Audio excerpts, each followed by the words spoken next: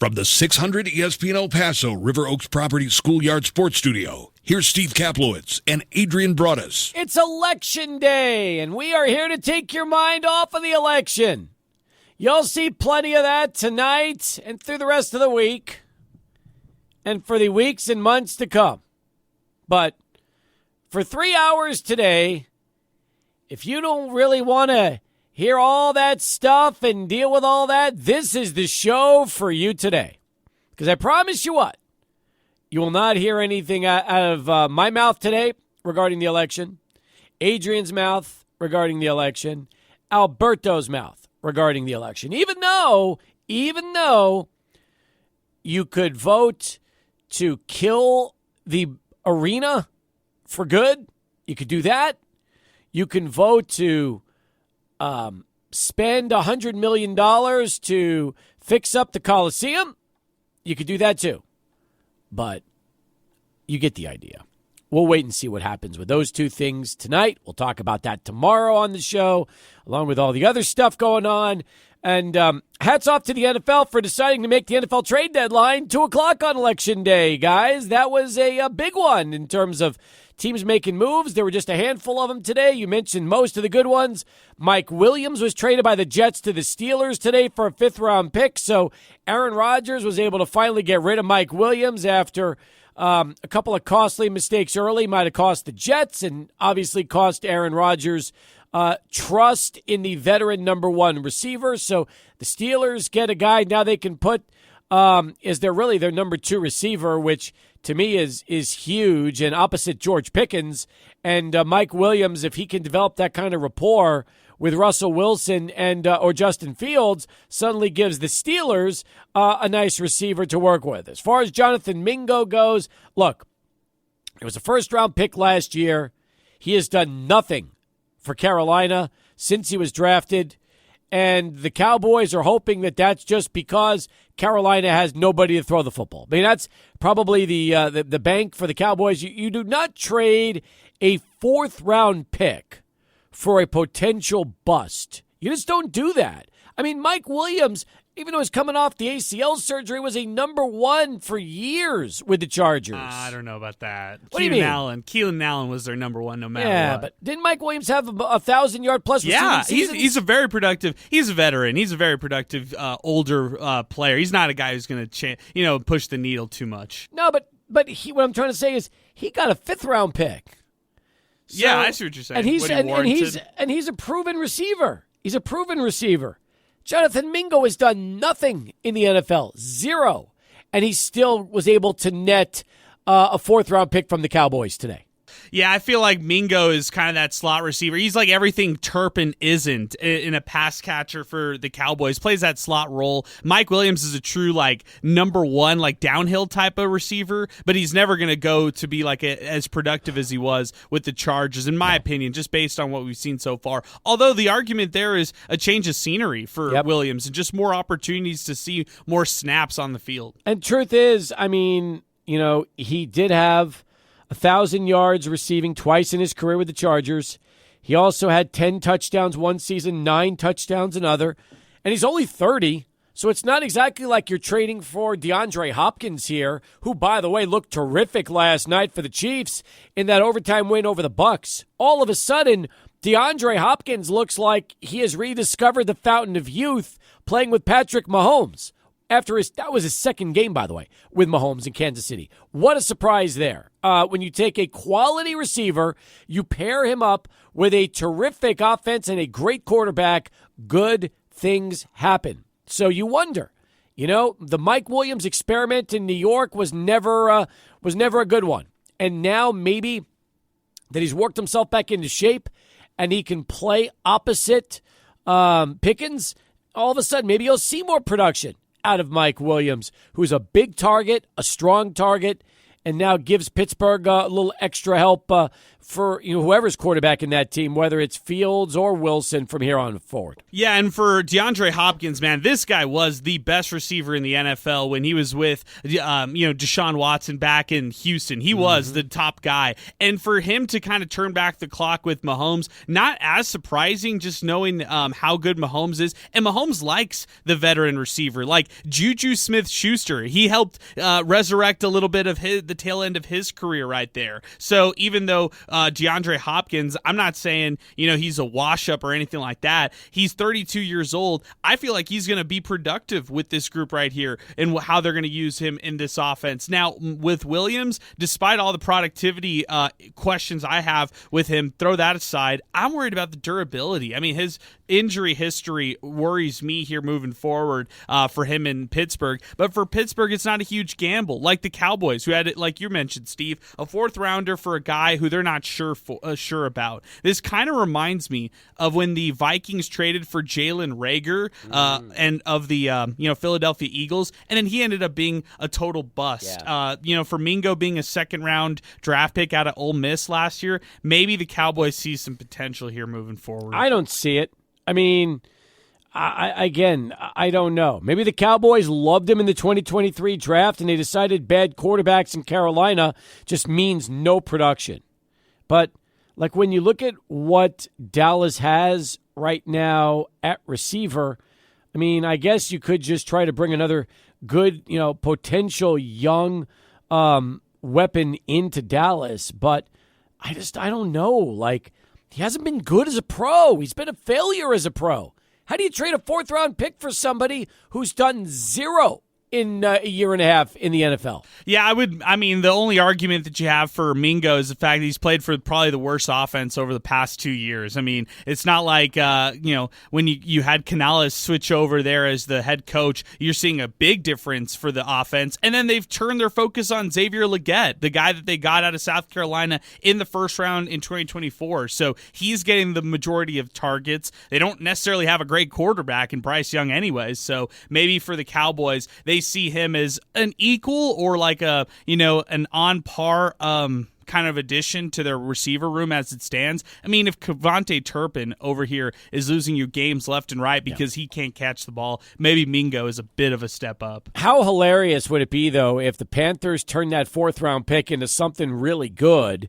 and the Cowboys never see any kind of development out of Mingo once this trade really, you start to look at it now down the road? Yeah, you see these trades a lot. I mean, think of the Kadarius Toney trade. Remember when the Chiefs also made that trade just 2 years ago? They got Toney and they thought, well, can he be like a reclamation project? I mean, for Toney, he was a first-round draft pick, and he ended up being a huge bust out of New York. And when the Chiefs traded for him, they hoped, well, maybe there is some risk there in trading for him. They gave away whatever they did, and he didn't pan out at all. He didn't even make it to the Super Bowl, and suited out for the Super Bowl. So you see these reclamations projects go on, and most of the times it doesn't really pan out. So for the Cowboys, they better be willing to kiss that fourth rounder goodbye. Probably right. Hey, meanwhile, I watched the first half of the game last night, the Monday night game. Gave away the prizes at Border City Ale House like we always do.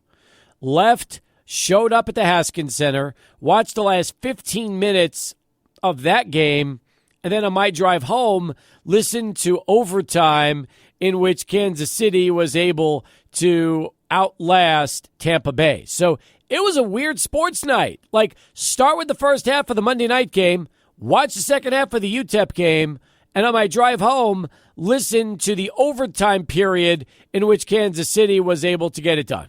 I can't even believe the Bucks scored on that final drive, because when Kansas City went up, whatever they did, it was 24 17. I thought it was over. Like, there's no chance the Bucks without Godwin, without Evans, can move the ball, and I was wrong. Baker's a good 2-minute drill type of quarterback, Steve. He can still sling it. There's a lot of really bad quarterbacks in this league. I wouldn't throw him in that conversation. He's a little bit better than all the worst guys out there, so he deserves to still be a starting quarterback, and I feel like the Chiefs always find a way to win. You described that for the Eagles yesterday, but for the Chiefs, unbeaten right now, 8-0, they're special. And every game is close. There hasn't been a single blowout so far in all these Chiefs wins. They've all been good games. They know how to win the close ones. That's just what they do. They know how to win the close ones. And by the way, I was chopped in the Guillotine League last night because of that Baker Mayfield last-minute drive. I had a slim lead in Guillotine over Frickety Frack because he had Kareem Hunt, who looked like 90 yards was not going to get it done. And I just said to myself, here's what needs to happen. Tampa needs to hold the ball down the stretch under 2 minutes, be out of timeouts, turn it over on downs to Kansas City, who can then just take a knee, not hand the ball off to Hunt, and it's over. Game over, I survive.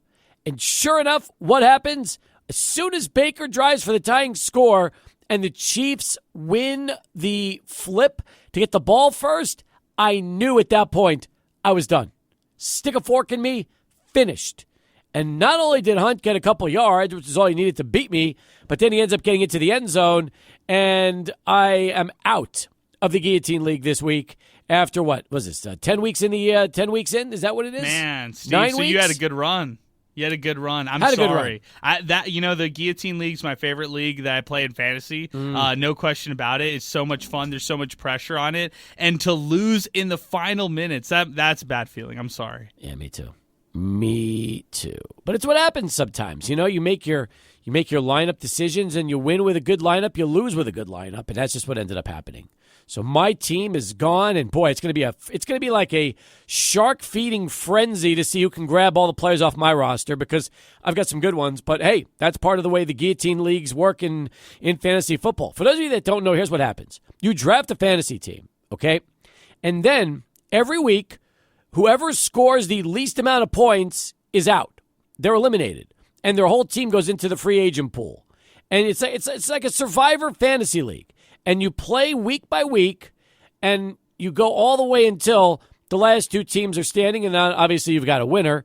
And by the end, it's pretty much a loaded team because you could choose from all of those players, but it's also an auction-style ad drop period. So every week when you process ad drops, you take a budget, and you can spend on players that are available. And the risk is that if you use up all your money, by the time the end is near, you'll have nothing left, and you better hope you have a good team to win it all. But if you get chopped early and you haven't spent any money, then it's a total waste, because it's like that would be the worst. You have your team, you have a poor week, you're out, and you don't even have an opportunity to enjoy the season. That's what Guillotine Fantasy Football is all about. And Adrian, you this year lasted about, 6-7 weeks? I thought it felt like 6-7 days. Yeah. I felt like I was out early. At least you spent your money. Spent all my money, basically got Bijan Robinson, got out. By the way, I had Bijan Robinson, Aaron Jones, and I also had Breece Hall. Played them all. I'm still out. Fun league, man. I love it. Still out. Caleb Williams killed me this week. Killed me. It's what I get. I deserve it. Anytime you start a Chicago Bear, you deserve everything you get in fantasy football. And that was my problem. Started this week, Caleb over Aaron Rodgers. Big mistake. It felt like they looked a little deflated after that Hail Mary loss last week. Yes, they did. I thought I was expecting a bounce back, and I got a nothing back. That's all right. All right. Hey, good start to the show. UTEP basketball. They won by 50+. What happened? Takeaways? We'll tell you about it next. If you weren't there, don't worry, we've got you covered. It's Sports Talk as we get you ready for a 3-hour extravaganza today that will include Bernie Olivas and the Tony the Tiger Sun Bowl watch. I'm feeling really, really good about these picks. Every week I feel better and better and better. As far as Adrian goes, well, let's just say this. This could be the year where he doesn't have to buy lunch. Could be. We'll talk about that in our 5 o'clock hour. We'll pick games with you. We'll give you the lowdown on who could be coming here to El Paso. And then we're talking Hakeem Olajuwon in our final hour. Also excited about that. The dream. He's got a brand new book. There's a brand new book out on his career and life. We'll discuss that to begin hour number 3. So a lot of good stuff on the agenda for today's show. 505-6009 as we send it over to Charlie 1, who has our first traffic update of the afternoon. All right. We got the Who back with you. 21 past the hour. 505-6009. That is our telephone number. 505-6009. Let's go to the phones and kick things off with Ruben, who's first up. Wants to talk a little football with us. Ruben, how are you? I'm doing well. How about you guys? Oh, Ruben, getting in early on the program. Nicely done. We're doing good. Thanks for asking. Yeah, thanks. That's awesome. Hey, couple of points real quick. Adrian made a comment a little bit ago about Baker Mayfield, about how he's kind of like not in that category of bad quarterbacks. I don't know what he said verbatim, but I have a question for Adrian. Do you think that Baker Mayfield is a better quarterback than Dak Prescott? Ooh, that's a great question. We've only seen him in 2 playoff games, and he won one of them. So it's a great question. I think I would take, if you ask me right now, who would you rather take? I'd take Baker over Dak. And it's simply because we've seen Dak already in the playoffs, and I think when the lights are really bright, Dak starts to get a little scared. I think Baker rises to the occasion when the lights are bright. He just doesn't show up sometimes. You know, I as much as it kills me to say this, I agree with you 100%. That drive that he drove, for lack of a better word, last night to tie up that game and send it into overtime, you know, he's got some oomph, and I have to tell you, that's why I agree with you. I really, really do, and it's. I mean, both of you guys know, how much of a Cowboy fan I am. But you know what? I said it once. I'll say it again. Why they gave Dak that money before this year was over is just as frustrating can be if you're a Cowboys fan. Because he's really shown that, he's not the guy. I'm sorry. He's not. No, he's not. And again, so there's a lot of ways you can spin this, right? You could say, well, it's Dak's fault for taking the money. No, it's not. It's Jerry's fault for offering him the money. In fact, exactly. Jerry had even said at one point in training camp that, they were ready to go through the season and not address Dak's contract. They were not worried about that. And I thought, you know what a great move. For once, play out the year. Let's wait and see what happens. Because just imagine if this was Dak's walk year and his contract year, and we're 3-5. He's got his hamstring injury. It's you know what? Cowboys fans would be breathing a sigh of relief right now and saying, you know what? Either he's going to sign for a heck of a lot less money than he wants, or you know what? We'll move on. And now you're stuck. Oh, it's a terrible situation. Yep. I mean, the thing is that hindsight is an amazing thing, right? But I mean, going off what you just finished saying, had Jerry Jones waited until the end of this year, I think he would have seen, or hopefully would have seen, the writing on the wall. The thing is that Jones has made some really bonehead moves, and I really think that one of the bigger ones was signing Dak early the way he did. There's other players on that roster that deserve to get that money, and I think there would have been enough to go around to keep some of the really good and talented players. I think he made a bonehead mistake doing that, and Dak wasn't even holding out. He wasn't even holding out. He even said he was ready to play the year with his final contract. So this wasn't even like a CeeDee Lamb situation. This was a totally different situation for Jerry. Yeah. The CeeDee Lamb thing I get, and to be honest with you, I think that a lot of the things that we're not seeing from CeeDee Lamb this year fall back on Dak. I really believe that. Yep. And by the way, if I was Dak, I know this will never happen. Okay, this will never happen. But don't you wish that after this season, Dak would just tell Jerry, you know what? Let's rip up that 4-year extension and let's do something right. Let's just make it a team-friendly deal to build a team around me. I was injured. I had a terrible season. I don't deserve to be paid $60 million. It'll never happen. But don't you wish that that's exactly what would go down during this offseason? I wish it would happen, but realistically, I don't think it'll ever happen. No. I mean, number one, he's got to pay for that engagement ring he gave his girlfriend, that $1 million engagement ring. Yep. He's got to, go ahead and start construction on that new house, the mansion that he's building. So he needs the money, And the players association would never go to see their highest paid quarterback suddenly decide to renegotiate a deal. It's kind of like this crazy situation with Garrett Cole of the Yankees. He opts out of his contract and then decides a day later, no, you know what? Let's pretend this never happened. We'll honor that deal like I never opted out. And I'm thinking, it's a strange move, but hey, he could have easily said, I'm going to free agency unless you tack on another $36 million and you extend it by a year.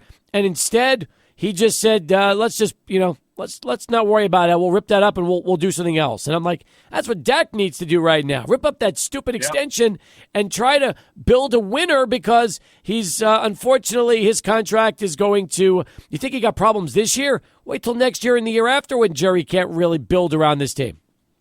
Oh, I know it. One couple of real quick things. Speaking about the quarterback in Dallas, I wish they'd give Love a chance. I wish they really would. I'd like to see what he's capable of doing. Cowboy fans already know what Rush can do. They've seen him play before.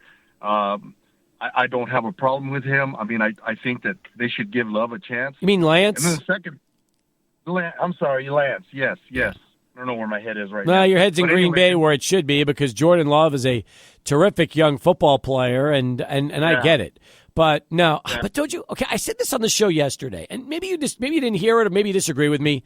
They gave him 3 exhibition games and he played almost exclusively in these games against 2s and 3s and some guys that were even cut. And he never looked good in any of those games. I honestly think that if Trey Lance showed the ability to be a starting quarterback, and let's just say he had 3 great preseason games, maybe the Cowboys wouldn't have been in such a hurry to give Dak $240 million, because they realized they would have had a backup plan that's capable of taking that team over as a starting quarterback. Yeah, well, yeah, okay. Now that you put it like that, yeah, maybe that. Yeah, okay. I'll agree with you. I'll agree with you. And here's my last thing. Went to the basketball game. I thought the Miners looked good. There's some things that they still need to improve on. I mean, look who they played, Phil Ross. I tell you what, though, that one kid that they brought in, the guy that was just knocking those 3-pointers down last night, wow. If he can continue to get better, people better look out. I really believe that.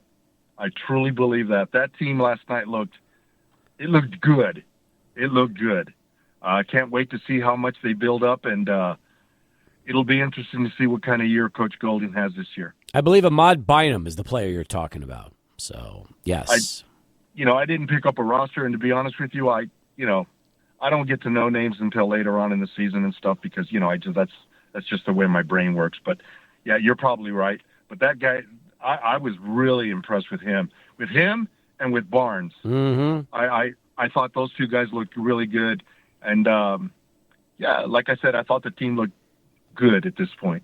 Well, let's put it this way. We're going to talk a lot about it after the call. But, Ruben, great observations. Appreciate you, man. Take care of yourself, and we'll talk soon. All right, man. God bless you guys.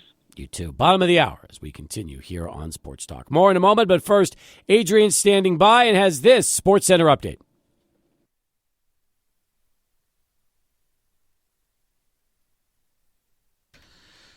Thank you, Steve. We got a bit of breaking news coming out of the NBA right now. This coming from ESPN's Shams Charania. Spurs forward Jeremy Sohan has suffered a fractured left thumb. He's scheduled to have surgery this week. So Sohan has made a leap so far this season. He's averaged 15 points and 7 boards along with 3 assists a game for the Spurs. And now he is out for the foreseeable future, knowing that he is set to have surgery this week. 76ers superstar Joel Embiid will be suspended for 3 games without pay for shoving Philadelphia Inquirer columnist Marcus Hayes after Sunday's loss to the Grizzlies. The incident took place Saturday night, and it came in reaction to Embiid taking issue with a recent column by Hayes that mentioned Embiid's son and late brother, both named Arthur, while questioning Embiid's professionalism and effort to stay in shape.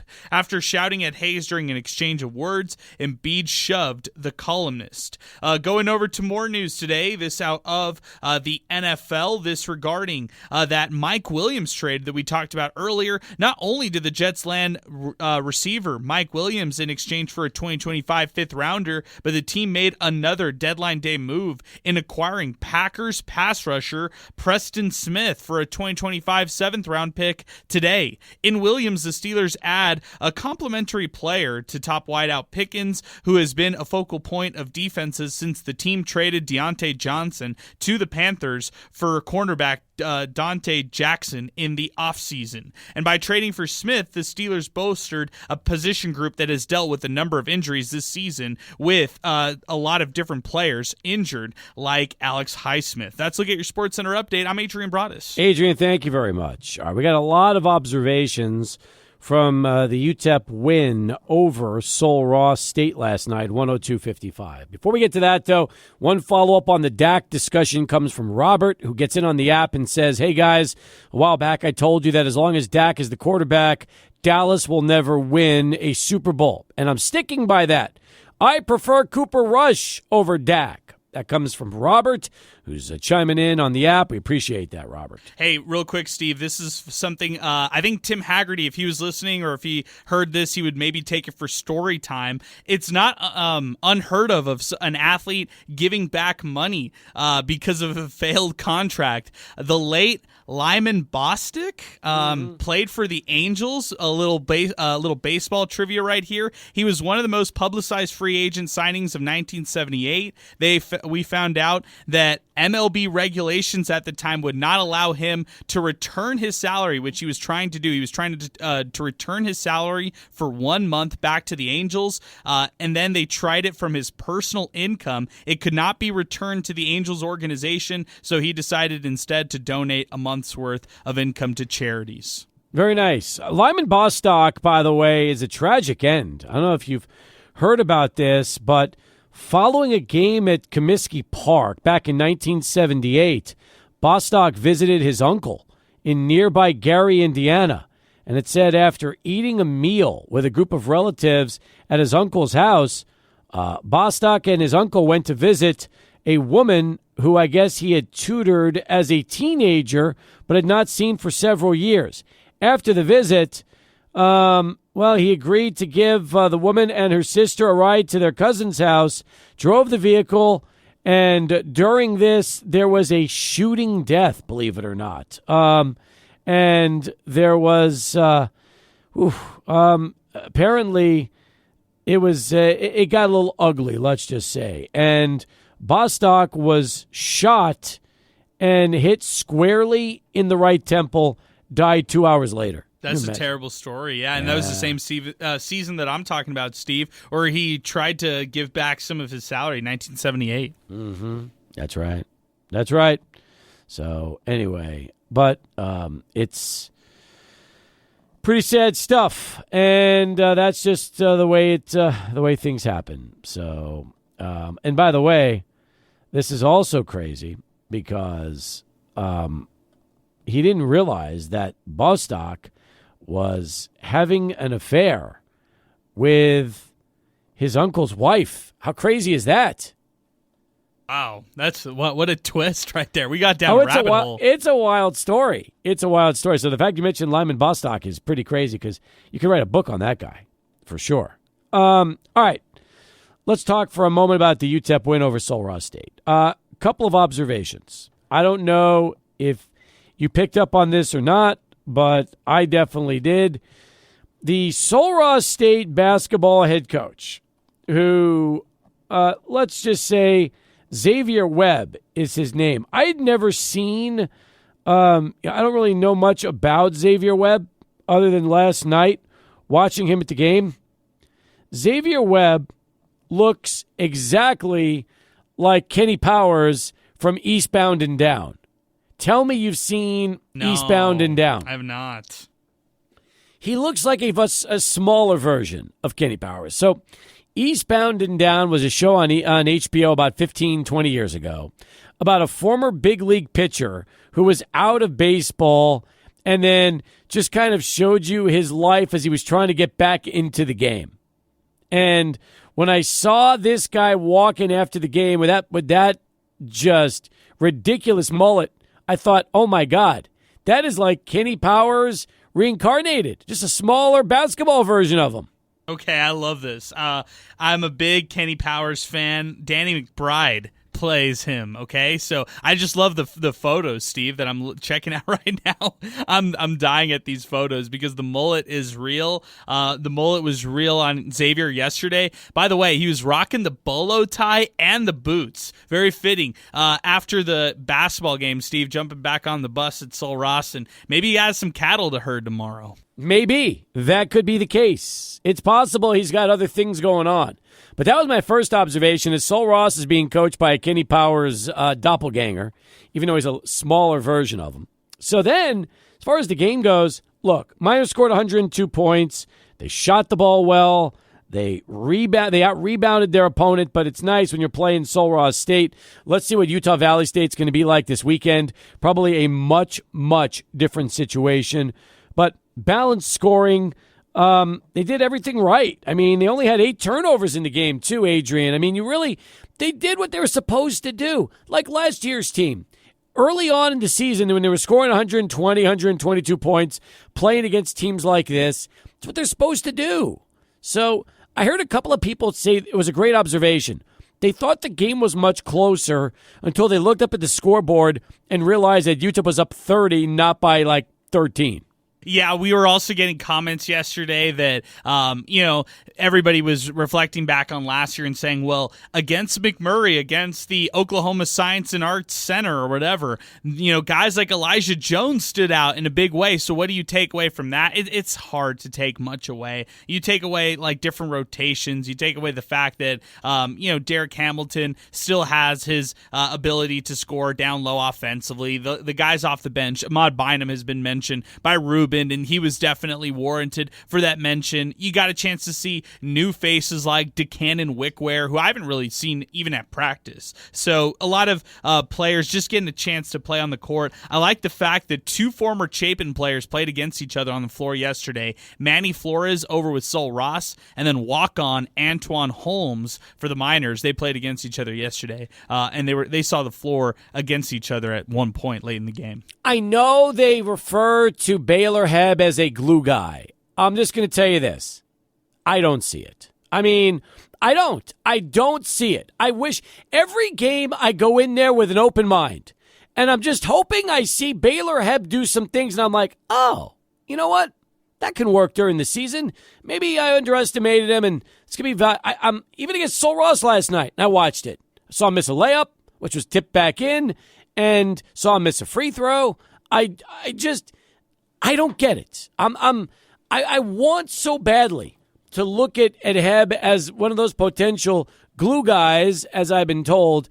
I'm not there. Maybe I'm hoping he'll surprise me in a couple of these early season games and maybe start to get the kind of confidence that Joe Golding has always preached and said ever since he's been wanting to bring him out of high school, that he could be that kind of player for the Miners. Just compare him to the other guys in the backcourt who he's fighting minutes for, like Trey Horton yesterday. Looked great. I was so impressed. Great. Like, this guy's got a great three-point shot, and I was doing the numbers. Like, this guy in the close of CUSA play, he was a 40% three-point shooter, which was impressive. The final 14 games of the season, he hits 40% from three-point range. Yep. And then raise your hand if you forgot he was a freshman last year. I forgot for a second. And, you realize if Horton's only a sophomore, that's promising for them in the backcourt. You also throw Corey Camper in the mix. It's hard to even sub him out. He's such a good two-way player, Steve. Like, he needs minutes. He needs 25-plus minutes every single game. So how are you going to sub him out? No, by the way,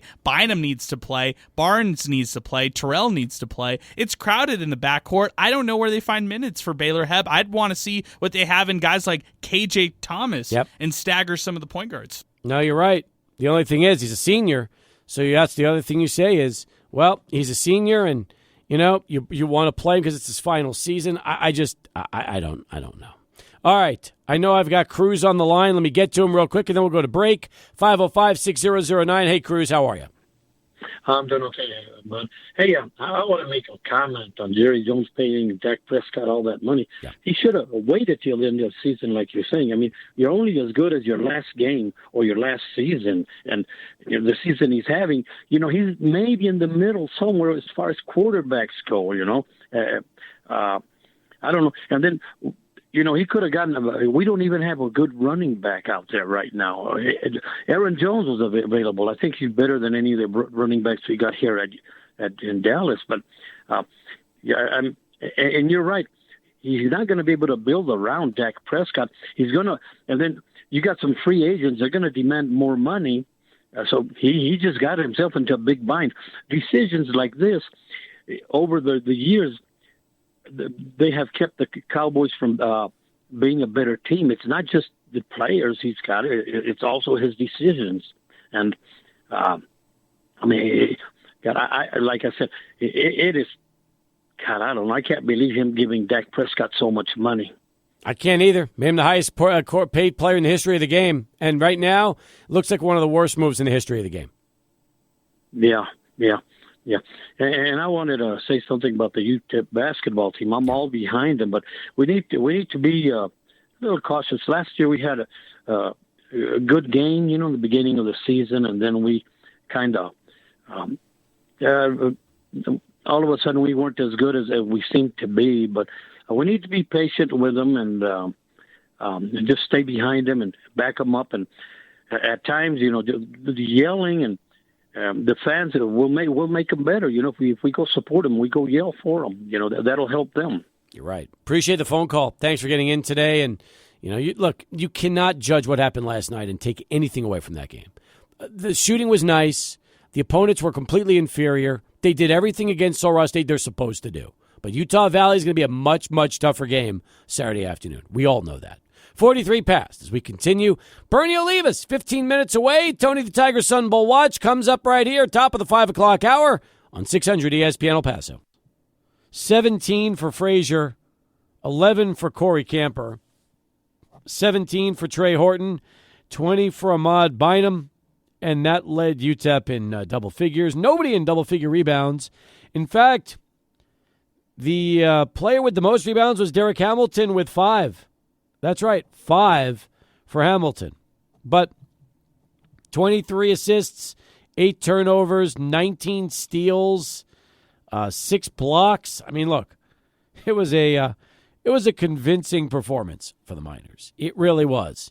Miner talk after the game last night. A lot of calls, right? A lot of calls on a Monday. I feel like a lot of people are just ready to turn the page, Steve. That was the big theme of Miner talk. Turning the page from the abysmal 1-8 football season to maybe some hopes for men's basketball season. And are we going to sell people on a pile of lies? No. If you want to see our real thoughts and, hear from the man himself, Joe Golding, who's about as honest as it gets, watch our season preview, episode that we have on our YouTube channel and talking about UTEP men's basketball. Just that will give you a good primer on what to expect this season for UTEP basketball. But when you talk about limitations for this team, Steve, you still have to talk about where it starts, resources, NIL. I mean, those things still need to get better in order for UTEP to not just, put all their eggs in one basket and hope for a great season this year in year 4 of Joe Golding. They need to be competitive every year for what the standard that fans hold them to. I'm still wondering about the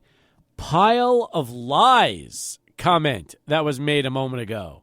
Pile of lies. Yeah, we're not selling anybody pile of lies. No, not at all. We're truth tellers on this program. When I think we're fair and we don't overhype or anything like that. We're truth tellers and we're honest when we give our assessments on this basketball squad. I just don't want people to say, "Oh, you guys overhyped this team. They didn't make it to the NCAA tournament or anything like that." I truly believe that out of all the Joe Golding teams, I feel the best out of this squad here in year 4. Do you really feel better than last year's team? Yes, I do. Well, let's put it this way. He's doubled down on offense this year. He's gone guard heavy. And the big thing is this, okay? I'll say it. I mean, you got to keep Kalu healthy. You got to keep Hamilton healthy. That's a must because really those two and Elijah Jones, that's really all you have in the low post right now this season. That's it. You're not going to play Babacar. It's not a possibility. And I don't even know if the kid they brought in late's going to see any playing time this season. I know he played a little bit last night, but you might not see DeCannon Wickware much at all once the games get a little serious starting Saturday. You look back to last season, Steve, they weren't a great rebounding team by any means. So, guys like Calvin Solomon or relying on people like that, it didn't really happen. In my eyes, they're going to have to rely on guys like Corey Camper and Otis Frazier to fill in the gaps. Like, Kalu will have to be in place to grab a rebound. Same with Hamilton because those guys are the obvious bigs. But it's going to take effort from the guards. In that first year when Joe Golding coached here at UTEP, they had sizable guards like Sule Boom and Jamal Bienemy going after rebounds. They're going to need that from Corey Camper this year. They're going to need that from Otis Frazier III this year. Guys like Trey Horton. Those guys all need to go and rebound the basketball. And that involves not just standing on the perimeter. It involves being active on offense and going after those second chance points. We'll talk more about UTEP hoops later in the show. We'll give out awards, too, from last night's Minor Talk. We have our hot hand of the game to give out and our player of the game. We'll do that coming up. But up next, Tony the Tiger Sun Bowl Watch. It was another brutal week for Bernie Oliva's picking football games. How bad was it? We'll let him tell you when we come back to start hour number 2 right here on Sports Talk and 600 ESPN El Paso.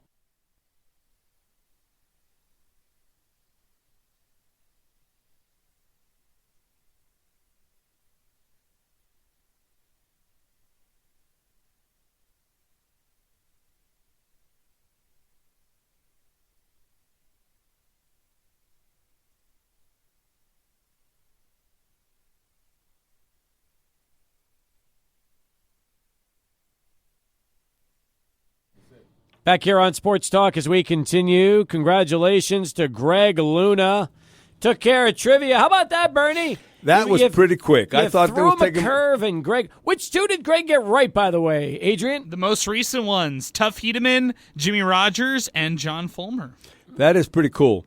And like I said, the question was, can you name 2 of the last 4 grand marshals of the Glashin Vice and Intermittent Injury Lawyers Parade? And again, in 23, it was Tuff Hedeman. In 22, it was Jimmy Rogers and John Fulmer.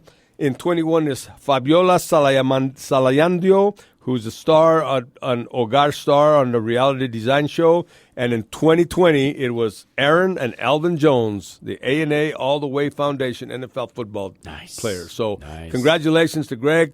And like I said, look forward to seeing you on December 31st. Congratulations, Greg. By the way, welcome to the one and only Nate Paz, who's joining us as our celebrity guest picker for this week's Chick-fil-A Tony the Tiger Sun Bowl Selectum contest. Nate, we wish we had you here in our 600 ESPN El Paso River Oaks Properties Schoolyard Sports Studios, but hey, having you on the Longhorn Distributing Hotline is just as good. Thanks for calling in. Yeah, I'd rather be there, too, with you guys, but thanks so much for having me on. I've listened to this for years and always enjoy it. Well, now you get to play, so there you go. Yeah, a little bit different. Yeah. That's very true. And before we start our games, Adrian, let's go through the standings after last week. Once again, it was a tough week for many people playing this game. In fact, you think about just everybody, including our celebrity guest picker, Kelly Horizon, who ended up getting 5 out of 10.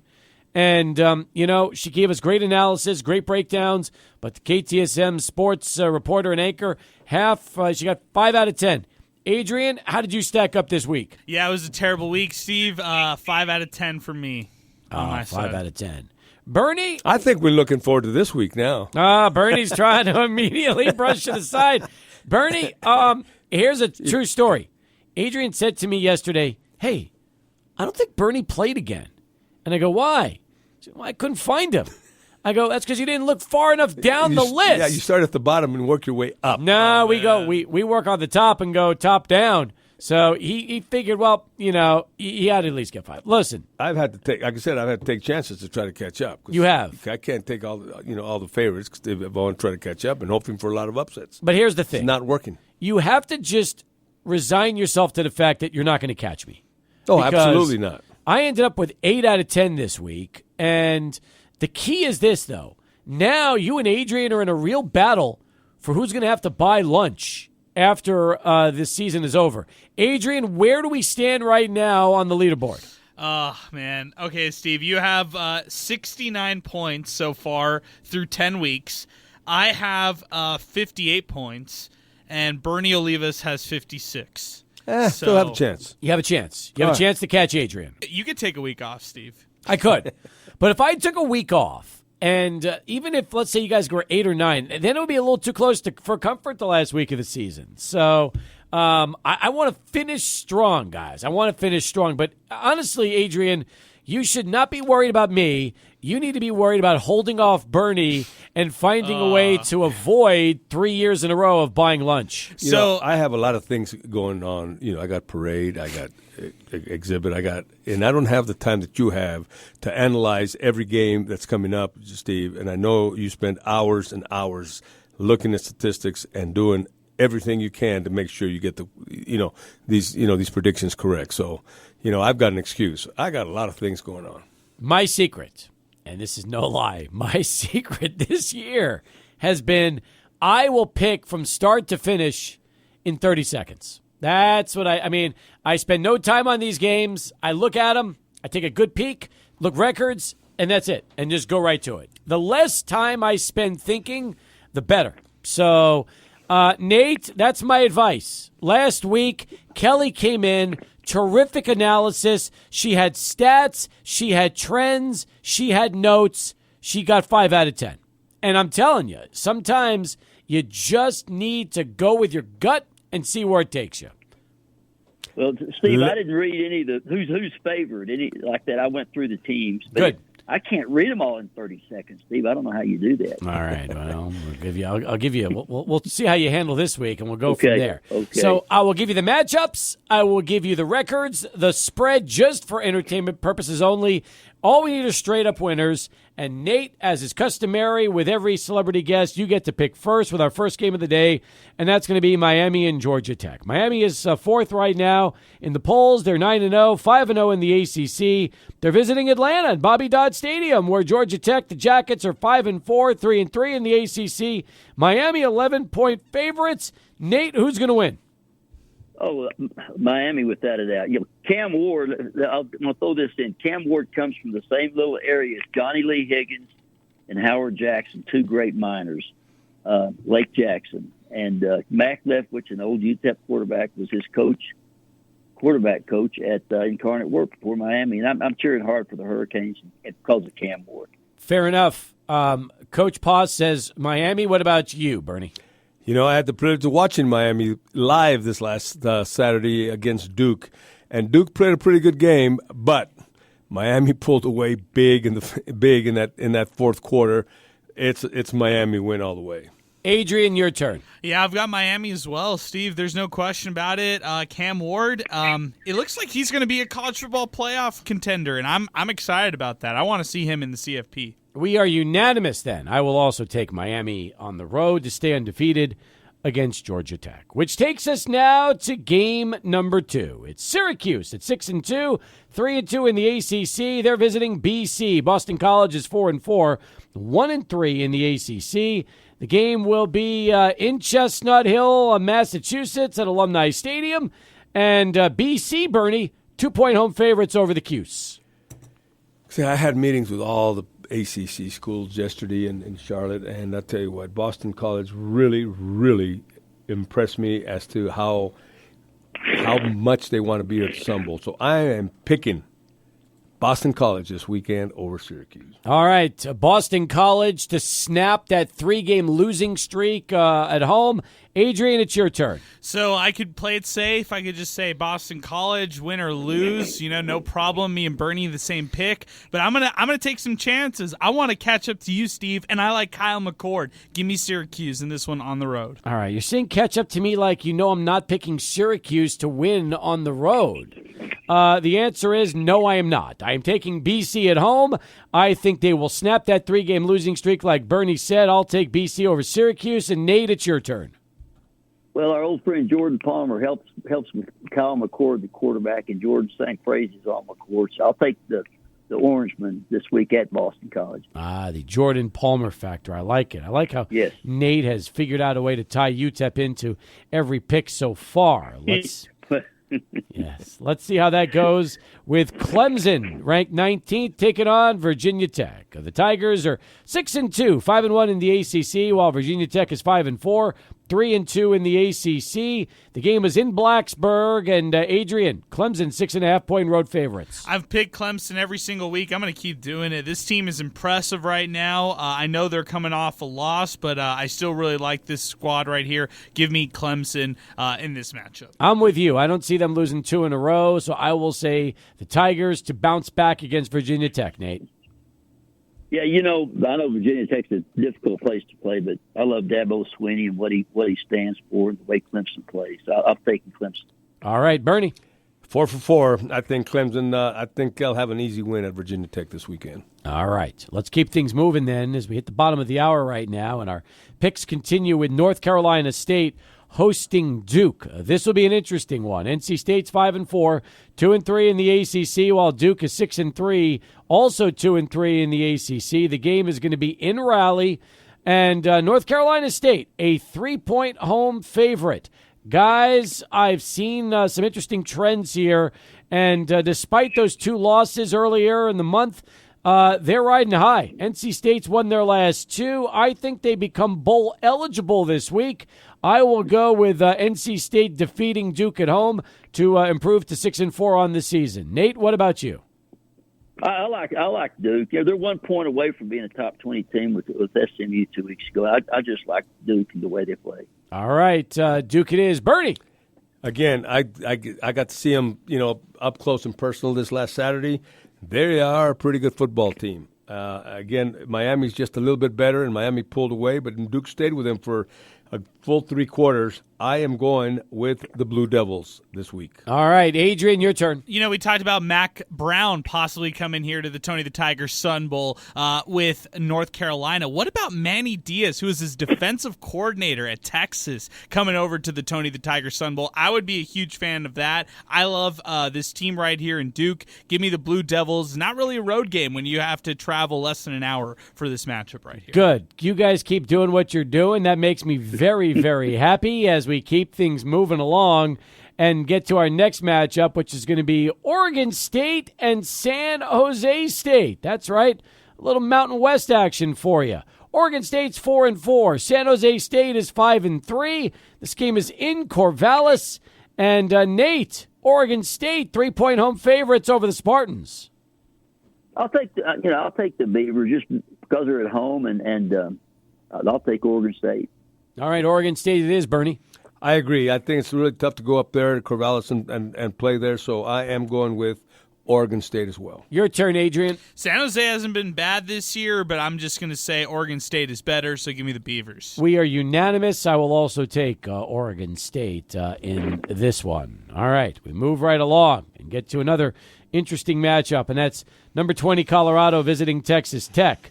The Buffaloes, 6-2 on the season, 4-1 in the Big 12, while Texas Tech is 6-3, 4-2 in the Big 12. The game's in Lubbock at AT&T Stadium, and Colorado, Bernie, 3.5-point road favorites over the Raiders. Well, I'm gonna pick with my heart this time. Everybody walk around town asking who they would like to play in the Tony the Tiger Sun Bowl, and everybody's saying Colorado. I would love to get Colorado here, but they're already at 6-2. They're going to have to lose a couple of games to get here. I am going with the Red Raiders this weekend. Red Raiders for Bernie. Now it's your turn, Adrian. I can't quit Colorado. I know I want to see them just as bad as everybody here at the Tony the Tiger Sun Bowl, but I can't quit this team. I feel like they're going to be playing some relevant football when it comes to late November. Give me the Buffaloes. Give me Shedeur Sanders, future number 1 pick. Give me Travis Hunter, my pick for the Heisman. I echo Adrian's sentiments. I will also take Colorado on the road. Now it's your turn, Coach. Hey, I love Colorado, watching them play, but I've met Joey McGuire back when he was a high school head coach. Nothing but respect for he and his staff. And as a former player, coach, and fan growing up in West Texas, that's a tough place to play. And I'm going to agree with Bernie. I'm taking the Red Raiders. Next up, as we move our way down the list, it's number 10 Notre Dame hosting Florida State. Now, the Irish 7-1. The Seminoles 1-8. It's at Notre Dame Stadium. And the Irish, Adrian, 26.5-point favorite. Yeah, there's no question about it here. Florida State's really bad, and I picked them a lot in the Tony the Tiger Sun Bowl Selectum contest here. And I've shamefully done it. I shouldn't be doing this right here and picking them. So I won't do it anymore. Give me the Fighting Irish in Notre Dame. 2 for 2 with the Irish there. Nate, what about you? Notre Dame's playing as good as anybody in my estimation. Got the Fighting Irish all the way. All right, Bernie. That's the lock of the week. I think they're just too good this year, and Florida State is just struggling. Just a mystery how they've gone from last year to this year. But Notre Dame big. Next up, it's number 6 Penn State, and they're going to be hosting Washington as we continue. Penn State 7-1, 4-1 in the Big Ten. Washington 5-4, 3-3 in the Big Ten, and Penn State finds themselves 13-point favorites over the Huskies. I like the Nittany Lions in this one, guys. Washington, just a tough place to play, going all the way cross country. I'll take Penn State, Nate. Yeah, Washington struggle every time they go back to Big Ten country, so I'll take the Nittany Lions. Bernie? Agreed. It's tough to go all the way across. It's tough to play at Penn State. I'm going to with the Lions. All right, Adrian. Yeah, I've got the Nittany Lions as well. They bounced back after a tough loss against Ohio State. Moving right along, 4-4 Utah hosting number 9 BYU. BYU is undefeated. They're 8-0, 5-0 in the Big 12. Utah's 4-4, 1-4 in the Big 12. The game is in Salt Lake City. It is the annual rivalry. Take that into considerations. Nate, BYU, 4-point road favorites. I don't think Willingham will have his team ready, but I'm going with El Paso's one of their finest, L.J. Martin, and then BYU to win that one. All right. Your turn right now, Bernie. I agree. Utah, without Rising, is just not the same team they were when they started the season. They've hit some tough times. BYU is ranked 9th. They're undefeated. And I know there's rivalry games. Normally you throw the records out the window, but not this week. BYU's going to win this. Adrian. So Utah's lost 4 in a row. Cam Rising, obviously, what a sad story there. They were a CFP hopeful. It's Isaac Washington right now at quarterback. Give me Utah. Bounce back game here. Rivalry matchup. It's a late game, by the way, and it's number 9 BYU. They've got so much hype, so much momentum. I've got the Utes in an upset. This is how Adrian is able to separate himself from Bernie. Gutsy picks like this. I'm going BYU on the road, just like Bernie and Nate said. So we'll see if that happens. And that takes us to our final game of the week, and that's going to be number 21 Washington State hosting Utah State. So far, so good for the Cougars. 7-1 on the season. Utah State, the Aggies are just 2-6.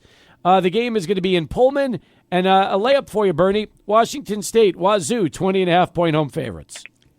You're right. That is a layup. This is the second lock of the week. Washington State big over Utah State. All right. Your turn, Adrian. Yeah, that's when I think Washington State is a low-key, a dark horse college football playoff contender, the way that they're playing right now. So give me the Cougars in this one. I'm with you. I'm taking Cougars, too. What about you, Nate? I just Washington State all the way out. Utah State's reeling this year, and I got to go with the Cougars. Let's do right now our tiebreaker, and that is the total number of points in the Texas Tech-Colorado game. The over-under on this one is 62.5. Nate, you'll get first dibs with your total. It's going to be. I think it's going to be a shootout. I'm going 74 points. 74 for Nate. Your turn, Bernie. I'm going a little bit less than that. I'm going 63, which, I never look at the over-unders, but I understand I'm half a point away. You are. I'm going 63. All right, Adrian. I'm going 60 flat. All right, and I'll take 67. So there we go. We are all said and done for this week's Tony the Tiger Chick-fil-A Select'em contest. It's actually the Chick-fil-A Tony the Tiger Select'em contest. Chick-fil-A has top billing. By the way, for those of you wondering, and this is, I'm happy we brought up Chick-fil-A, you have, folks, until November 16th to take advantage of the limited-time honey pepper pimento chicken sandwich. That's right. This is a Chick-fil-A original or spicy filet drizzled with honey, topped with pimento cheese, and served on a warm toasted bun with mild pickled jalapenos, and you can wash it down with a banana pudding milkshake that features the Chick-fil-A Ice Dream dessert mixed with banana and vanilla wafer cookie crumbles, topped off with whipped cream and a cherry. How about that, Nate? Does that make you hungry, wrapping this segment up? No, that does. In fact, whoever beats me this week in the pick'em, I'll take him to get a Chick-fil-A sandwich. You're on because that's the only shot I'm going to have of winning a free sandwich this year, Nate. Oh, I love it. That's great stuff. Yeah. Hey, Nate, always appreciate having you on the program. Thanks for joining us, man. Thank you, Nate. Appreciate it. Always enjoy you guys, and it's a pleasure to be on. Thank you. He's Nate Paso, folks, long-time UTEP football director of ops and a good friend of the program as we continue. Adrian, do you feel good that you will distance yourself a little bit more from Bernie after this week? I think you better be worried, Steve. I would say right now, 58, 69. I think I can make a run this week. I just need an 8 or 9 point week. And then next week, the same thing. I would be worried if I took the week off, but I'm not. I'm making picks. So even if I have a terrible week and I go 4 or 5 out of 10, I still feel very, very confident that I'm going to be wrapping up this title. But I'm really hoping for you that you can hold off Bernie and make the executive director of the Sun Bowl Association have to buy lunch when it's all said and done. I might have to retire if not. If 3 years in a row I have to buy lunch, I might actually have to retire from this Select'em contest. Well, just be happy that Alberto's not playing and you're not dealing with lunch for 4 instead of lunch for 3. That's true. So, That's very true. good. And Bernie, we are again weeks away from the Glasheen Valles Inderman Sun Bowl Thanksgiving Parade. It is right around the corner. The art exhibition is opening later this week on Thursday. You can vote for the winner, and there's a lot happening right now. And let's not forget, we got the West Star, Don Haskins Invitational, December 20th and 21st. Get your tickets also for that. That's going to be great, and I'm excited. I mean, before you know it, basketball season's already here. Yes, the team played last night, and that tournament's going to be a lot of fun to watch. It should be. Talked to Coach Golding. He says, "Boy, you got us a tough tournament this year." He's excited about the field, and come on out and watch the Miners play. All right, awesome stuff. We'll see you next week, Bernie. Thanks again. You got it. It's Bernie Olivas, our Tony the Tiger Sun Bowl Watch every Tuesday here at 5:00. We'll come back with more, wrapping up hour 2 and getting you ready for talking about one of the all-time great centers, Hakeem Olajuwon. We'll do that to begin hour 3 as Sports Talk continues, 600 ESPN El Paso. We've got a good one coming up. Adrian, we're going to get a chance to talk a little NBA on one of the greats, Hakeem Olajuwon, the life and legacy of one of the best centers of all time. And there's a brand new book out on the Dream as well. Yeah, Mirin Fader wrote this one right here. And for this book, she follows it up, or actually before this book was released, it was the book of Giannis that she wrote. And it was a New York Times bestseller. I love this book myself. And we're going to both get copies of the Hakeem Olajuwon book, The Dream. Man, this is such an interesting one. He's probably one of the most under-talked about, like underrepresented NBA stars that you could ever reflect on, Steve. We don't really give him the flowers he deserves. You think about this, okay? Olajuwon and Ewing came into the league right around the exact same time.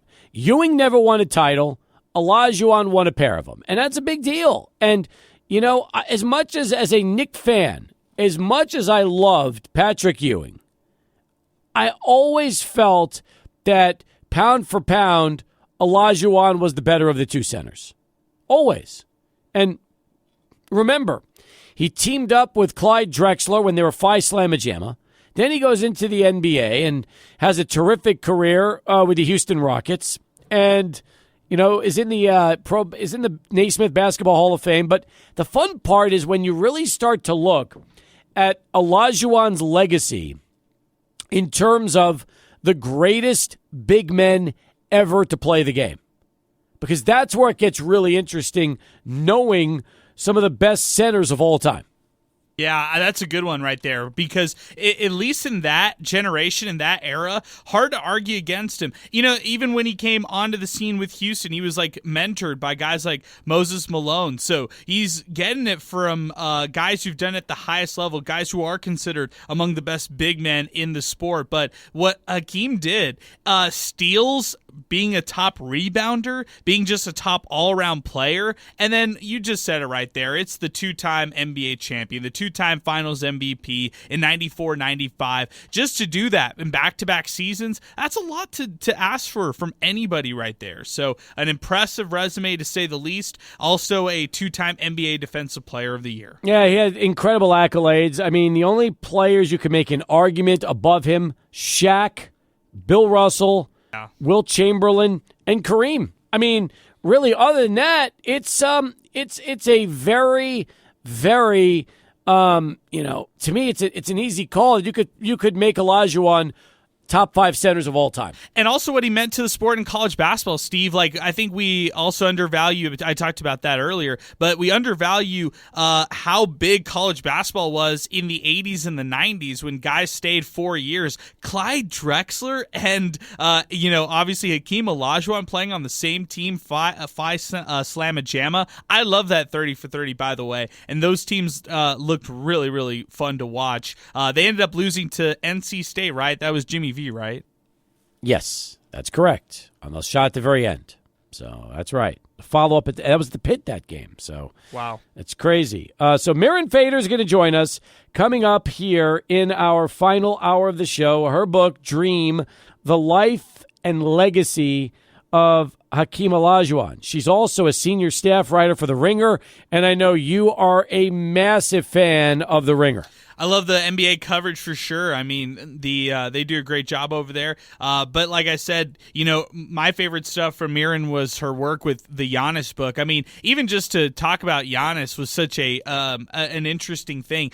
Hakeem Olajuwon has something similar to what Giannis did, and that's transcending basketball on an international stage. Obviously, for Olajuwon, he comes from Nigeria. So, I mean, can you imagine somebody who didn't really play the sport of basketball as a younger person, like Mirin's going to talk about with us, and then ends up being the player he was, an all-time great at the position? I think that's what Giannis hopes to become when it's all said and done. And, he's a one-time NBA champion, a one-time Finals MVP. Hakeem did it twice. I mean, I know Giannis is still young, and he still has a lot of career left in him, but it just makes you appreciate what Hakeem did in his time. Also pretty amazing that he never even came up playing basketball. He was a soccer player before he even got into the game. So he was very raw and really unrefined coming out of the University of Houston, and he very quickly became the best big man in the game of basketball. Yeah, they were saying he didn't really even like basketball. Like, he was even hoping that he could switch to handball at some point. That's what Mirin was, writing in her book. So interesting stuff, and I can't wait to dive into it next segment. Well, let me say, again,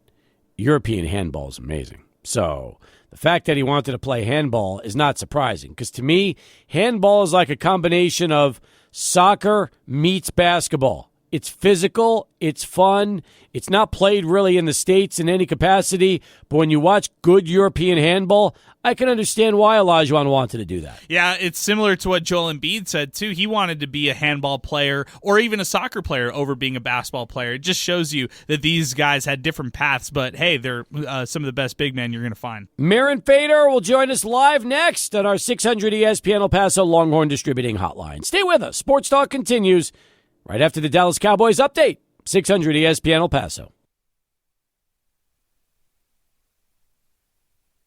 Schoolyard Sports Studio. Here's Steve Kaplowitz and Adrian Broadus. And with that, we welcome you back. Final hour of the show. We're taking you up till 7 o'clock here on 600 ESPN El Paso. Along with Adrian Broadus, Alberto Dueta, Steve Kaplowitz back with you.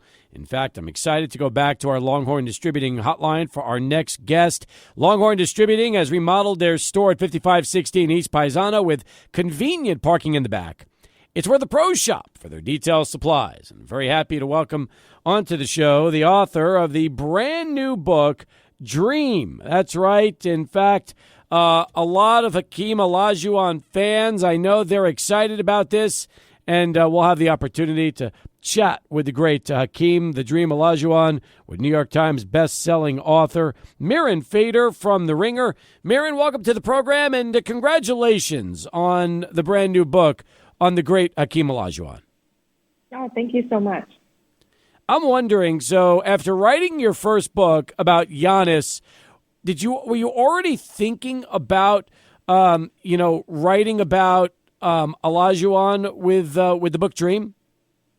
It took a little bit of time. I mean, I think for me, it was such a strange process to do the first book on somebody who was still in their 20s. You know, biographies are usually written about people much older. So I knew the second book wanted to, be on a player that is a legendary player, has lived a full life, has done interesting things. And, Giannis, the first book was really about not just his story, but the story of international hoops. And so I thought, who better to write a book about than the pioneer, the one who paved the way for all these international superstars like Giannis. So to me, Dream was like an automatic yes for me in my book. Well, I love the fact that you stuck to that same formula for this book. And when we were talking about really the legacy of Hakeem Olajuwon and what he did prior to with the NBA in Houston with Faisal Majama, and really where he's seen historically now, most people will look at the Dream and say he is top 5 greatest centers in the history of the game.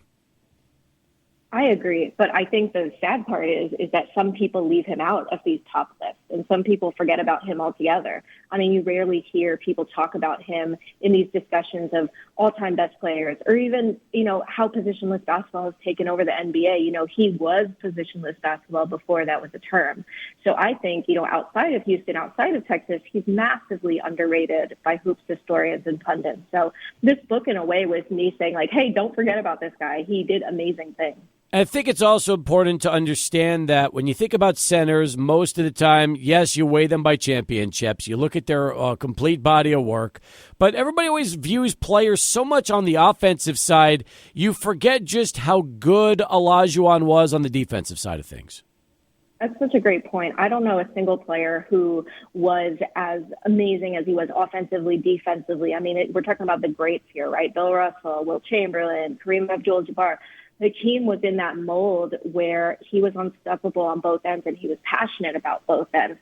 For Hakeem to be top 10 in steals all time to this day as a person who is near 7 feet tall is extraordinary. I mean, we don't talk about that enough. A big man getting steals the way that he did, I mean, he really is a one-of-a-kind player. Mirin, when it comes to just his roots and just taking it all the way back to Nigeria where he, grew up, he played a lot of different sports. You throw soccer in the mix, you throw handball in the mix in this book. But one of the things that I found really interesting is when he starts playing basketball at the age of 15, is it fair to say or kind of lead to this that he wasn't necessarily a fan of the sport?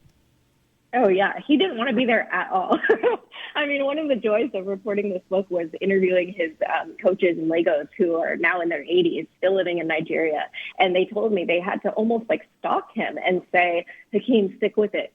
You got to try out for our team. You got to keep coming to practice. I mean, even when he relented and said, okay, I'll play basketball, he still was way more passionate about handball. And he just didn't like basketball.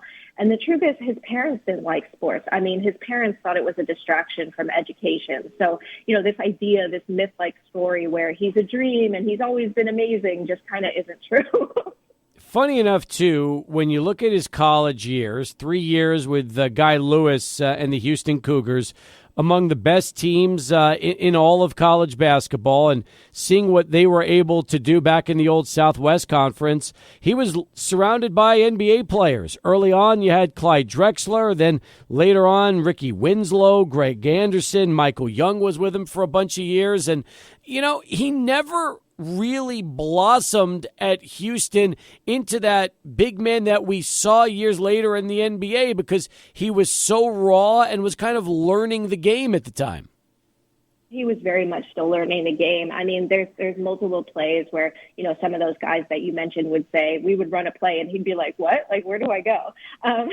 So, he had only been playing for, 1 year, 2 years, and really he was nowhere near the peak of his powers. I mean, what you saw in Houston was a defensive specialist, somebody with incredible, instincts and knowing when to cheat over, knowing when to block a shot. But it wasn't until years later did he develop his own offensive game. I think playing with all those Hall of Fame players, though, taught him how to be a good teammate, how to run the floor. I mean, those were just excellent things that would serve him well in his career when he did become the person that, would take the final shot and would be the main go-to player. The name of the book is Dream, The Life and Legacy of Hakeem Olajuwon. It's been out about 3 weeks, and Mirin Fader is with us from The Ringer, and she also has her first book on Giannis, so she's had 2 terrific basketball stories that she's been telling us, and she joins us live here on our Longhorn Distributing Hotline as we continue. When you started researching and really reaching out to people for interviews about Olajuwon, that's sometimes to me as much fun hearing the stories about what former teammates and opponents had to say as just the stories in the book. You tell me, as you were researching him and his legacy and had a chance to talk to so many of his contemporaries, what did you learn about Olajuwon that really you didn't know prior to taking this project on? Yeah, the joy really was reporting and interviewing, Rockets legends, Rudy Tomjanovich, Carol Dawson, Robert Reed, just so many players, Allen Level, all these old school Rockets players. But the one thing that I think I learned on early on in my research that I didn't know was that how he even came to America, this mythical sort of fairy tale, this 2-sentence story that Olajuwon fans know about how he nearly went to St. John's, but then it was too cold. So then he chose Houston off a chance, and, history was made by accident. This mythical story actually isn't true. I found through my reporting St. John's never recruited him. There was never a visit in place. And that to me was astounding because, as you all know, in sports media, we love our origin stories. We love hearing how our heroes were made, where they come from, and how they got to where they are. But the central-most narrative about how he gets here actually is filled with holes. So that was so shocking to me. How much did his faith and just where his roots drive him throughout his career based on what you were able to find? Yes. I mean, his faith is really the gut of the book. I mean, in the book, I show how, he grows up as a practicing Muslim. His parents are very faithful. He's very devoted. But, by the time he gets to the University of Houston and, maybe 10 years into his pro career, he really abandons his faith. And a lot of, your listeners who might remember the early days of Olajuwon getting ejected, having a temper, getting into fights, he was not the peaceful, calm person we know today. And it's only when he returns to his religion does he become this calm, very serene, respectful person that we know today. And it makes him a better player. It allows him to finally win those 2 championships. And honestly, it gives him a spiritual anchor in life that he was missing. And so, for the latter half of the book, it is really the entire rest of it, because for him, it's not just religion, being. Makes a lot of sense as we continue our conversation with Mirin Fader. The name of the book is Dream, The Life and Legacy of Hakeem Olajuwon. It's available now, and we're remembering and really reflecting on the great Hakeem Olajuwon because he's still very active. NBA Africa, he is an ambassador for the game all over the world, really, and somebody that is very much still relevant in talking about the game, but you brought up something interesting. He fought early on. Mirin, the game in the 80s, that was basketball. It was physical. Right. It was filled with fights, and sometimes I feel like people today that watch the game, if you don't look at those old YouTube videos and see guys like Bird and Magic and Dr. J and Jordan, and they all mixed it up, and Olajuwon was part of that because just the game was so different when he broke into the NBA. Oh, absolutely. And there was only 2 referees. So there was a lot of shenanigans that went on behind the scenes where, pop you an elbow over here. Nobody's going to see it. Move it along. This was the era of the Detroit bad boys, right? Like Rick Mahorn described one time shoving an elbow, giving somebody a concussion, a quote, love tap. So this is the world that Olajuwon is in. I think one of the joys of talking with all his opponents and people that tried to get under his skin was having them admit to me that they would foul him even harder on purpose, kind of like the Jordan rules, but the Hakeem rules, because they knew they couldn't stop him. So their only choice was to be aggressive with him, shove him, push him, punch him, elbow him, because they knew Hakeem would respond, because that was the type of era it was. If you come at me, I'll come at you. And he was no different. And I think maybe starting a bit later than his peers, maybe he had a bit of a chip on his shoulder. He felt like he had to prove himself. But yeah, that was definitely the 80s. That's just how it was.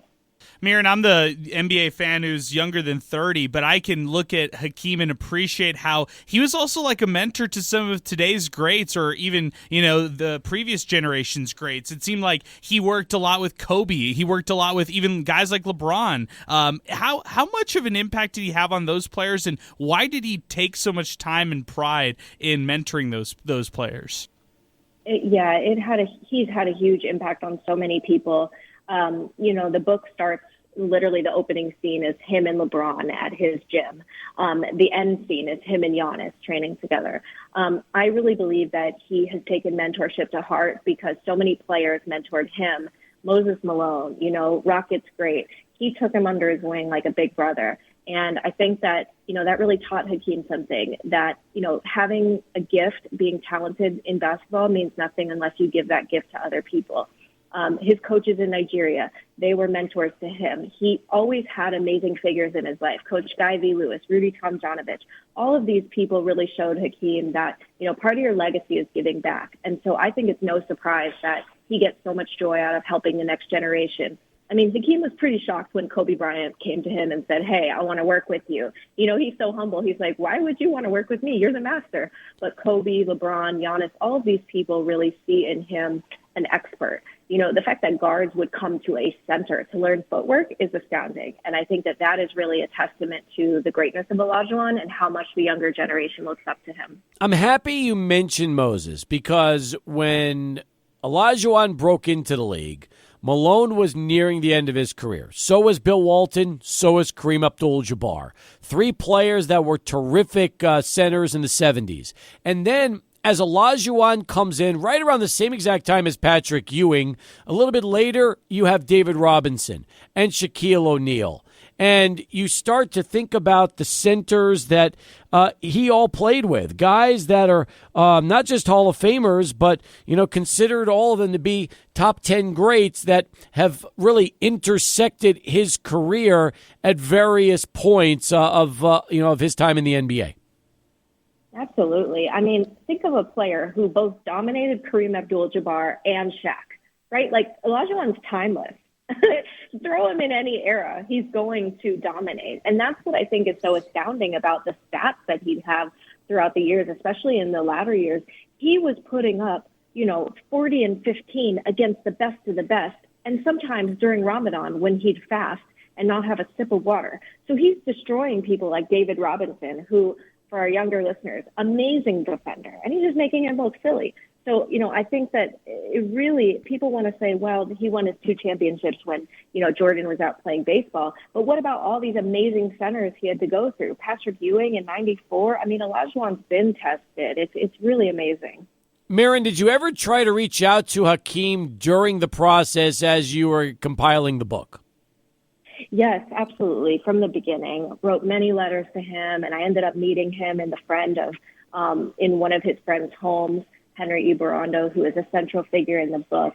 And Hakeem could not have been kinder, and he ended up being super helpful in connecting me with people close to him. He let me go to his mosque downtown, connected me with his director. So he ended up being really helpful. But, as a humble person, as somebody who believes in, his religion, his faith to the utmost, where you don't seek praise, you don't do anything to draw attention to yourself, he would rather let other people tell that story instead of him. So I appreciated that even though he himself didn't want to be interviewed, he allowed me to speak with so many who love him. Mirin, where do you rank the Dream Shake as far as greatest moves in NBA history? Oh man, I'm a little biased. Okay, I put it above the skyhook, and I'm just saying it's because there's not one single shake. Right, the shake could be 8 different ways. He could be up and under, then you take away middle, then I'm spinning this way, then I'm going back that way. Here you see it, here you don't. I mean, the creativity is endless. So I put it above other iconic moves just because of the sheer innovation. It was so funny interviewing referees in the book because at first they thought he was traveling. It was so quick and it was such a new move that they were like, I don't know if this is legal. So, I mean, think about that. Imagine being so innovative that you cause referees to question themselves. I love the fact that Mirin just dropped the bomb on the show today that she would say the Dream Shake is above the skyhook. I had a show months ago, and I called the skyhook the most unstoppable shot in the history of basketball. So I like the fact that you were already throwing the Dream Shake on top because you're right. The creativity, it did evolve. It had a lot of components to it. I always just said that nobody could block the skyhook, no matter who they were. Once that ball was in the air, you knew it was pretty much you were toast. Look, all respect to Kareem. I mean, all respect to the skyhook. I love it. The name of the book, Dream, The Life and Legacy of Hakeem Olajuwon. Mirin Fader from The Ringer has been joining us on the show, talking about the great Hakeem Olajuwon. If people pick up the book, and hopefully they will, because the book is out wherever you buy books, whether online or at Barnes & Noble here locally. And there's one thing that you hope that readers of this book take away from Dream. What would that be? I think the one thing I want readers to take away is that, basketball did not begin this era of globalization with the Dream Team. I think basketball historians, basketball pundits, they really trace that as the origin of it. But truthfully, I think that Olajuwon's ascension in the early 80s at University of Houston, that is what caused a lot of coaches to start recruiting overseas. That is what put in movement NBA's expansion into Africa. He's rarely given credit for internationalizing the game, but he very much was that catalyst. And so if people read this book, if nothing else, I want them to know that how international our game is, all these demographic changes, they really stem back to Hakeem. He was the original. He was the pioneer. Well said. Mirin, appreciate the time. Thanks for joining us today, and congratulations again on the terrific work. Thank you so much. Mirin Fader, folks, and she joins us live here on our 600 ESPN El Paso Longhorn Distributing Hotline. 20 past the hour, back with more as we continue. It's Sports Talk and 600 ESPN El Paso. Hi, welcome back. 25 past the hour. Sports Center coming up here with Adrian in a little bit. We're watching some action right now. The only thing missing in this Ball State game is snow. Let's be honest. We've got an aerial assault going on right now. Teams are they're doing exactly what we would expect them to do with Miami of Ohio and Ball State. Light up the scoreboard with crazy offense. And I'm telling you, I just can't wait in a couple of weeks when we've got action during snowstorms and blizzards. That's the only thing we don't have right now. Yeah, there might be rain right now. I don't know. That's probably unconfirmed, or probably not even happening. But these games are going to be ugly weather. That's all you know. When you're watching action mid to late November, it's going to be a couple snowy games. There's going to be not a lot of shovels on the field. They're just going to have to play through it, and a lot of fun football ahead for action. Much better than Cusaction. Yes, that is true. Cusaction was the good news is, even though Cusaction will continue for the foreseeable future, we only have one more year of Cusaction involving UTEP, and then it could just be on background like we have it right now here. Yeah, exactly. At least the other time around, or in the Mountain West, it's free. Like the TV package, whatever the Mountain West is doing with ESPN, CBS Sports Network, and then having some of those games on their own websites. I love their TV deals. I think they do it right versus some of the ESPN Plus broadcasts you have to watch. That's true. 505-6009, our telephone number if you want to get into the show. If you were at the UTEP game last night, by the way, not a bad crowd for the first Miners game on a Monday night. I was actually impressed with what I saw as far as the fan turnout. Yeah, it was 4,000 and change, I think, when it was finally posted, Steve. But I was impressed, too. It's a Monday. You're talking about an evening game, a 7 p.m. game on a weeknight where, that it's hard to get out and go to that. So I thought the crowd was solid. And it's a game against, Sol Ross. So the fact that people showed up was positive. Is Alberto still in the building? He is. Okay. Alberto, what was your impressions of last night's game since you were there as well? Well, you expect the Miners to win big as they did, as it's only Sol Ross. So I'm just kind of really more excited to see them play a little bit of a more difficult opponent. So excited for them to get out and play in Las Vegas. Well, I'm excited about them playing Utah State, Utah Valley on Saturday in the WAC Challenge. I think that's going to be a tough one for them. Not a layup like you would expect. No, not at all. Not at all. I think that, having to travel all the way to Utah definitely doesn't help. And then the fact that you played such a soft team here at Sol Ross, didn't really meet any adversity, I think that definitely doesn't help. So it'll be interesting to see how the Miners react if things get tough out in Utah Valley. Very true. Miner talk last night. It was a good one, wasn't it? Yeah, it was. We previewed that Utah Valley game. The KenPom has Utah Valley, the Wolverines, by the way. Great nickname. We need more Wolverines in sport, by the way, Steve. We do. Other than the Michigan Wolverines. 150, that's what they're ranked by KenPom. Just by the way, UTEP is 176 by KenPom, so probably right around the same spot. They beat Western Colorado yesterday, 92-57, so film is out on them. Of course, film's out on UTEP, but UTEP kept it very vanilla last night, in my opinion.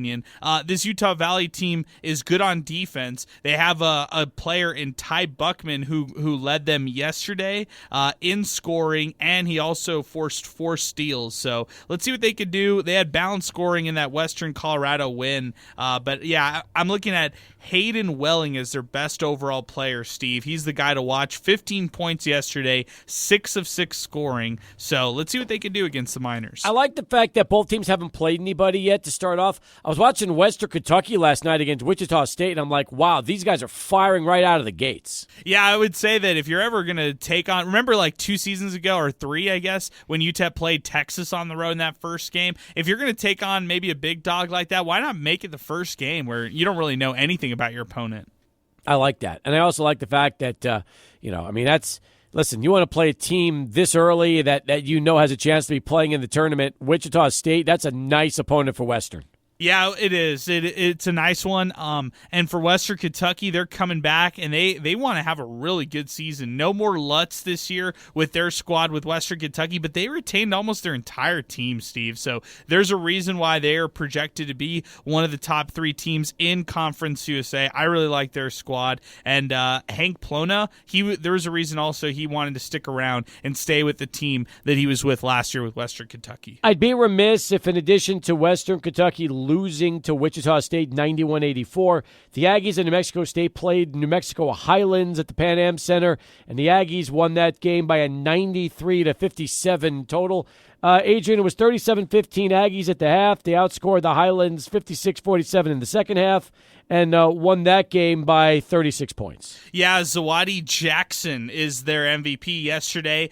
14 points yesterday. He had 5 assists, so kind of all over, and 4 steals. So you get guys that you remember from last year. Christian Cook, Robert Carpenter. We all remember those guys right there. Now adding some new guys into the mix. I'm excited for year 2 with Jason Hooten. I think CUSA as a whole, Steve, will be better than it was last year. And as far as Louisiana Tech, I got to also mention them. They're the best team. They were picked number 1 out of CUSA. They beat LSU Alexandria yesterday, 77-50. So CUSA tipping off things yesterday. It's just fun that we're finally talking some hoops. You're right. Liberty beat Valpo. That was a team of note that I can recognize. Unlike, I didn't even know that Oglethorpe had a college. I learned that last night when they played Middle Tennessee and didn't do much to Middle Tennessee. How about this one? Nevada defeated Sam Houston State. Actually, Nevada, that's a team that UTEP's going to be playing regularly in the Mountain West, which will be fun.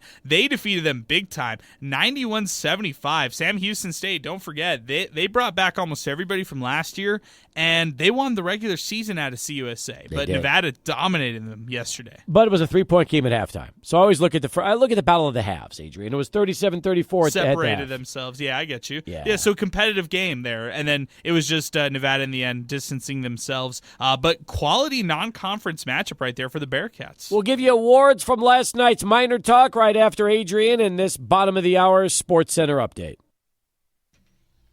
And talk about some of the hardware that was handed out last night on Minor Talk after the game. Steve, our player of the game, we didn't hand out awards. I'll full transparency here. If I had to give out a player of the game from last night's performance, it's Ahmad Bynum. 20 points yesterday. The streaky shooter. You saw all the 3-pointers that he did yesterday. Just very impressive right here. It didn't really take much thinking to name him the player of the game. 6 3-pointers yesterday, Steve. That's something. If he does that in a game, I love the name that Voice of the Miners John Teicher coined for him, Casino Cat. I like that a lot. Fair to say that our hot hand of the game, brought to you by Wind Supply El Paso, I would probably go Trey Horton with all those threes, wouldn't you? Yeah, 5 of 7 from beyond the arc. I like that one. 17 points for the Charlotte, North Carolina native Trey Horton. Wind Supply El Paso back with us for another edition of Minor Talk. I love that. And our hot hand of the game. And remember, folks, the weather is starting to cool right now. And before you know it, the heaters, if you haven't turned them on yet, you'll be turning them on soon. If you would like to find a certified champion elite dealer for you and the preferred champion dealers, they are all at windsupplyelpaso.com. Just go to the Find a Dealer tab, and you're all set. That's windsupplyelpaso.com. Let's go back to the phones. 505-6009. Here he is, Gator Richard, joining us next on the show. Go Gators. What's going on, man? Go Gators. What'd you think of the game?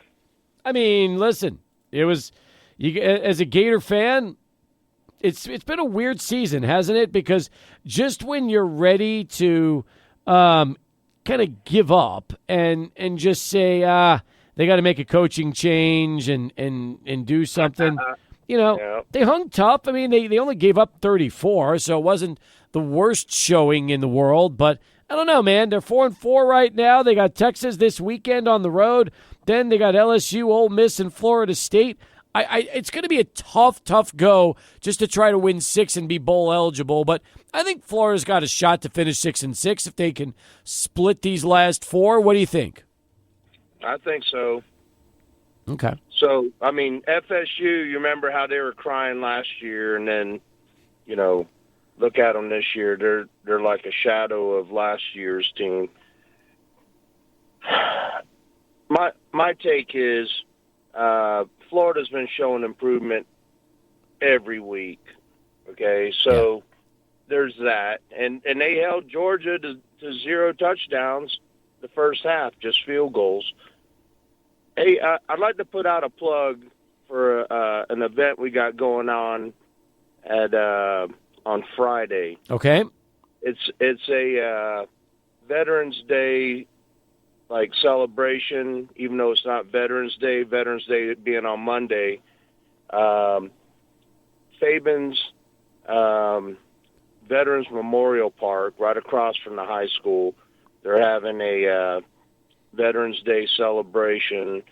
They normally have leadership from Fort Bliss, Holloman Air Force Base, and a good showing from, the Homeland Security folks, Border Patrol, Customs, local law enforcement, state troopers, mounted horse guys from Border Patrol. They usually show up if they can.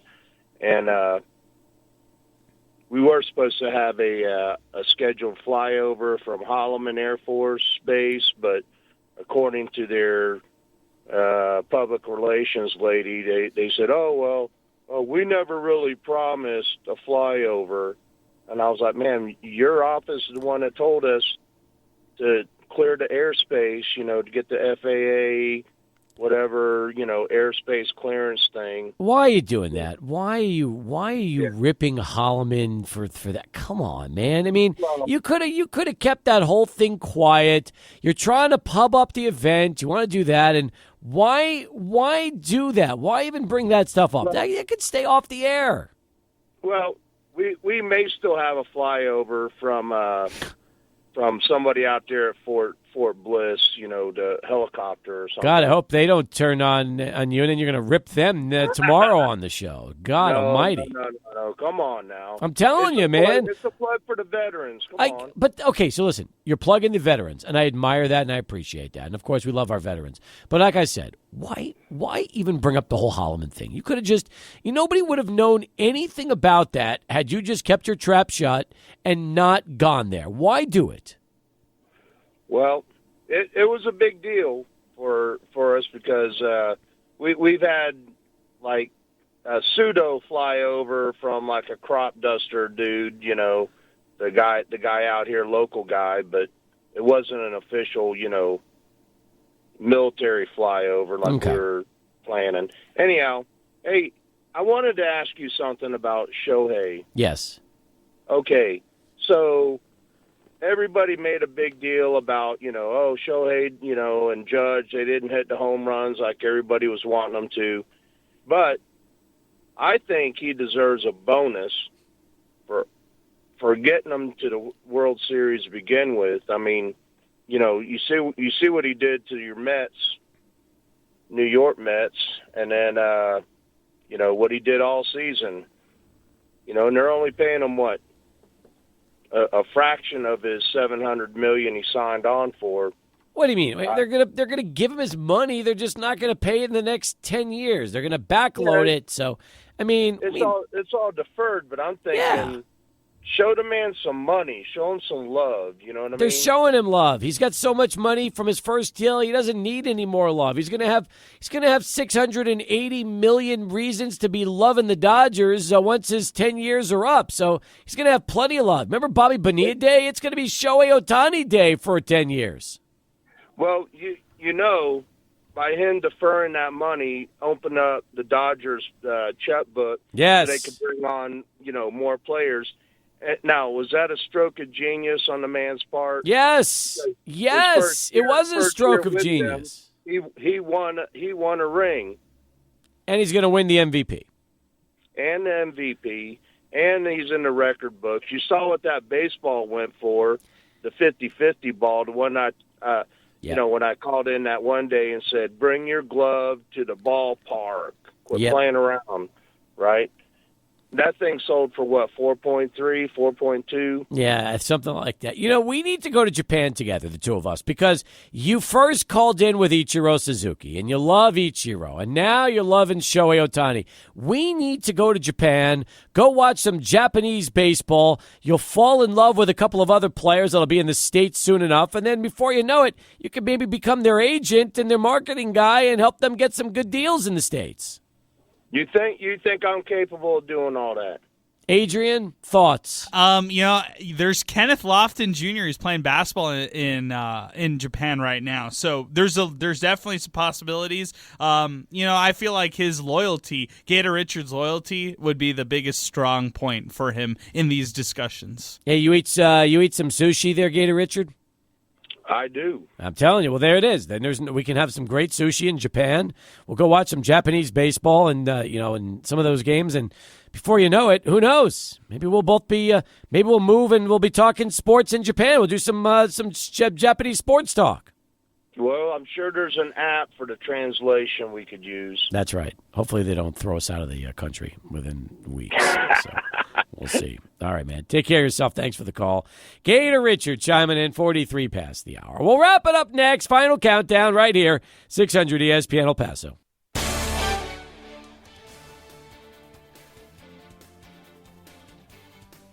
Expecting heavy downpours all day today. You're a builder. You build. It's literally in your job title. Whew, let's hit it. A little rain isn't stopping you. Not today, not any day. Shouldn't your flashing tape be working through it all too? Only Frog Tape Pro Grade Flashing Tape's high-performance acrylic adhesive sticks, re-sticks, and stays stuck, even on the roughest surfaces in rain, snow, heat, and more. So you stay in control when it matters most. Show weather who's boss with Frog Tape Pro Grade Flashing Tape.